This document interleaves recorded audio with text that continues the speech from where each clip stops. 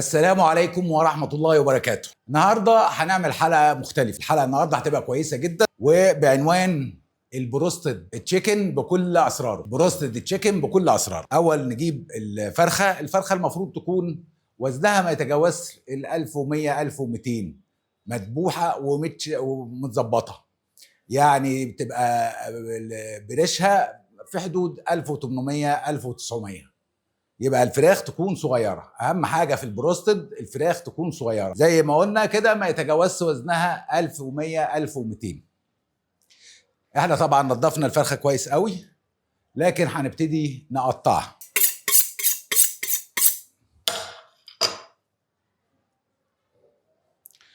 الفرخه ببساطه واحنا بنقطعها بنيجي نسحب الورك كده، والجلده الخفيفه اللي بين الورك وبين الصدر بنقطعها.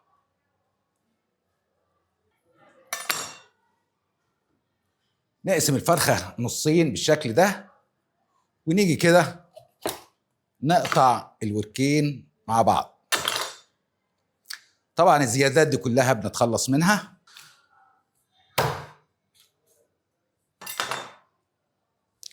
بنيجي من عند مفصل الورك ونعمل كده بقى الدبوس لوحده والجزء التاني من الورك لوحده. نفس الحكاية في الورك التاني، برضو الدبوس لوحده وباقي الورك لوحده. نيجي في الصدر. اولا الرقبة دي ما احناش عايزينها في حاجة،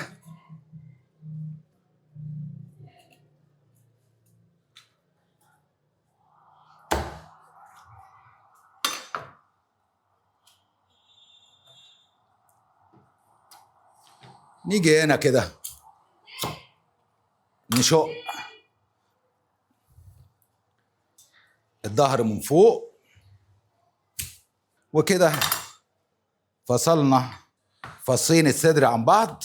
برضو الزيادات نشيلها، وخاصة الزيادات الدهنية، عشان الزفارة بتاعت الفرخة ما تبقاش موجود لها أثر خالص.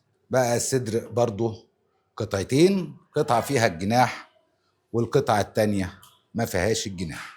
بعد شغل السكينة كده ناخد الفراخ نديها غسلة كويسة تاني. بعد ما غسلنا الفراخ غسلة كويسة وصفيناها، هنجهز المارينيه اللي المفروض تقعد فيه مش اقل من 6 ساعات. المارينيه بتاعنا هيبقى عباره عن كوبايه زبادي، كوبايه حليب، وكوبايه ميه دافيه.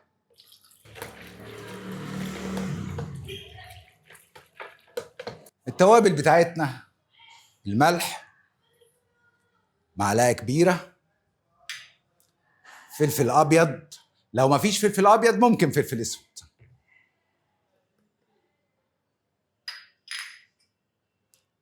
بهار فراخ معلقه كبيره برضو،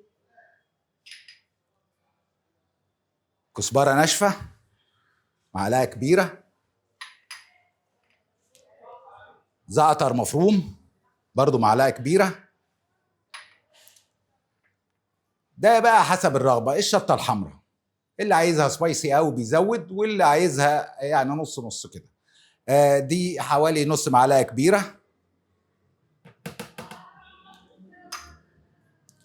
برضو معلقه كبيره نص معلقه كبيره بابريكا، وعدتين كده حبهان، سنه جوز الطيب. دي مرقه دجاج مسحوق برضو حوالي معلقه، و4 فصوص توم.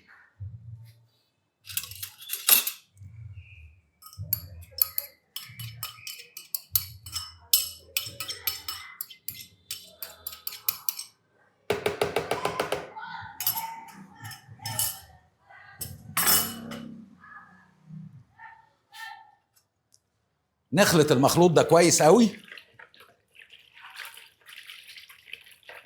لغايه ما نتاكد ان كل التوابل اتجنست ودابت مع بعضيها.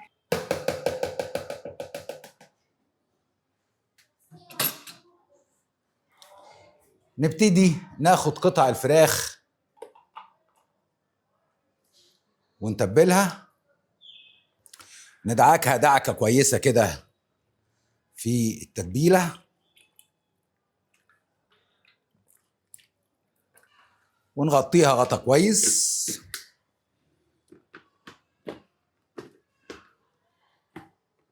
وكده نحطها في التلاجة، لمدة 6 ساعات فأكثر. المفروض ليلة كاملة، 6 ساعات فأكثر. طبعا طالما هناكل بروستد تشيكن النهارده يبقى بالضرورة نعمل سلطة كولسلو. المكونات بتاعت سلطة الكولسلو مش كتيرة يعني. طبعا الكرنب الأبيض، نص كرنب أبيض، ربع كرنبة أحمر، وجزرتين مبشورين. ولو هيتاكل في نفس اليوم ممكن قوي نضيف بصلايه صغيره، اما لو هيتاكل مش في نفس اليوم يبقى ما فيش داعي للبصلايه. نبتدي نجهز الدريسنج بتاعنا. كوبايه مايونيز، كوبايه ساور كريم، ولو ما فيش يبقى نستخدم مكانه الزبادي بتاعنا. كوبايه برضو زبادي، عصره ليمونه، معلقه خل تفاح. نضرب ده كويس جدا.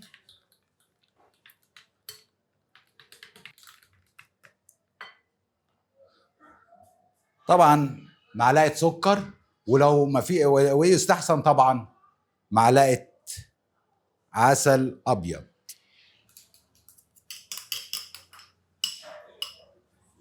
نبتدي نضيف الكرنب بتاعنا،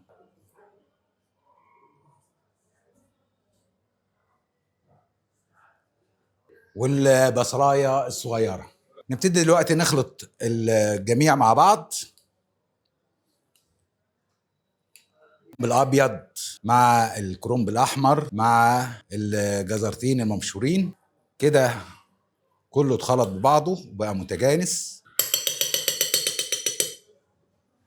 طبعا الكولسلو سلاد لازم يقعد في التلاجة مش اقل من ساعة، يعني ساعتين 3 4 ماشي، كل ده كويس. نبتدي نحطه في التلاجة، وجاء الدور على البريدد اللي هنتبل فيه الفراخ عشان نقليها. اولا كوبايتين دقيق كبار، نص كوبايه نشا، معلقه بيكنج باودر،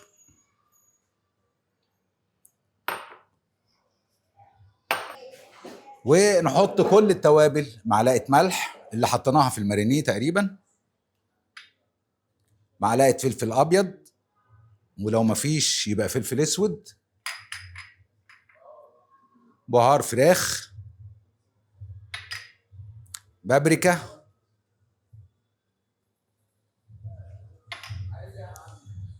كزبره ناشفه، زعتر، ومعلقه مرق الدجاج مسحوق. ويا سلام لو حطينا رشه شطه خفيفه كده. الفراخ اتبلت بقالها اكتر من 6 ساعات. طبعا دلوقتي لونها اختلف خالص، دلوقتي من القعده اكتر من 6 ساعات في المارينيه. طبعا نخلط الدقيق بالمكونات دي كويس قوي، نطلع الفراخ من المارينيه ونصفيها. كنا شايلين جزء من المارينيه ومتلجينه ساقع جدا، طبعا ممكن نستعيض عنه بميه مثلجه او ميه فيها تلج. نبتدي ناخد قطعه الفراخ نحطها في البريدد بعد ما خلطناه، ونعمل الحركه دي كده، ونرجعها تاني في المارينيه المثلج ده، ونحطها ونعمل برضو الحركه دي كده، نرجع دي كمان.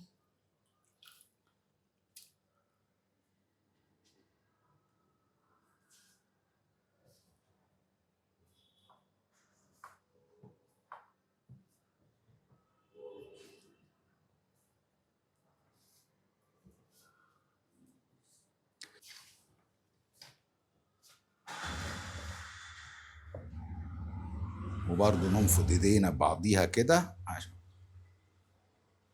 ونحطهم على الشبكة. وجاء دلوقتي دور تسوية الفراخ. تسوية الفراخ بتبقى عايزة شوية معايير صغيرة كده لازم كلنا ناخد بالنا منها. هنبتدي الأول 3-4 دقايق كده على نار عالية شوية 180 185 درجة.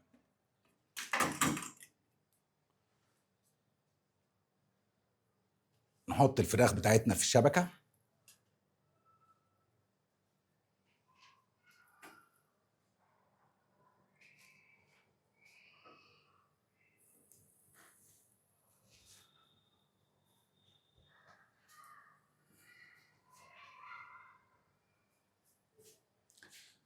نبتدي ننزل الدور ده.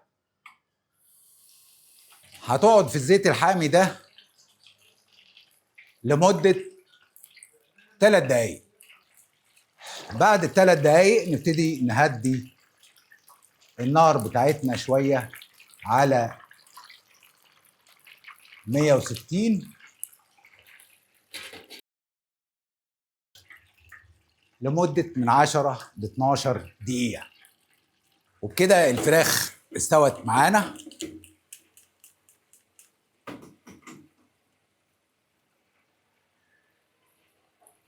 المفروض ما نحطهاش فوق بعضها وما نحطهاش على مناديل عشان القرمشة بتاعتها ما تتكسرش حدتها.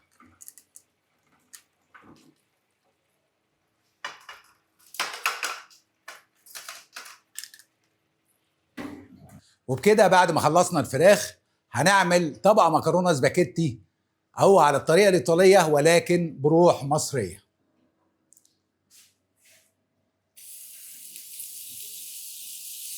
مكعبين زبدة حلوين،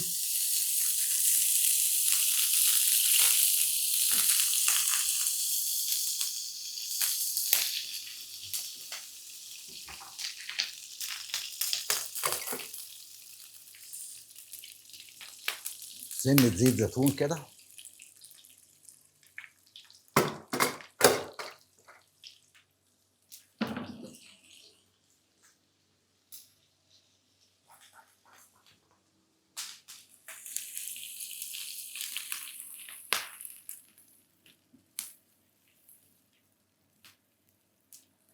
يعني نص معلقة دقيق،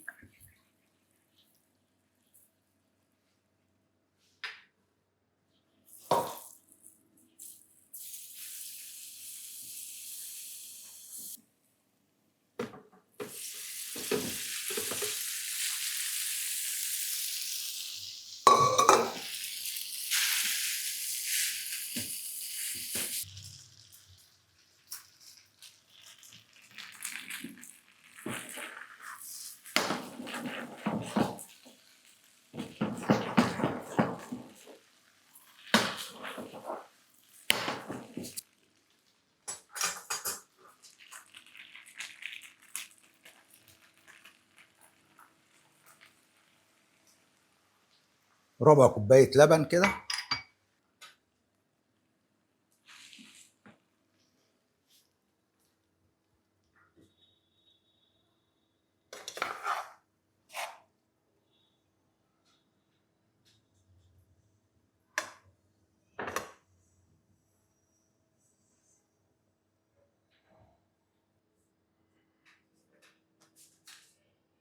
رشة جبنة شيدر ورشة جبنة تركي.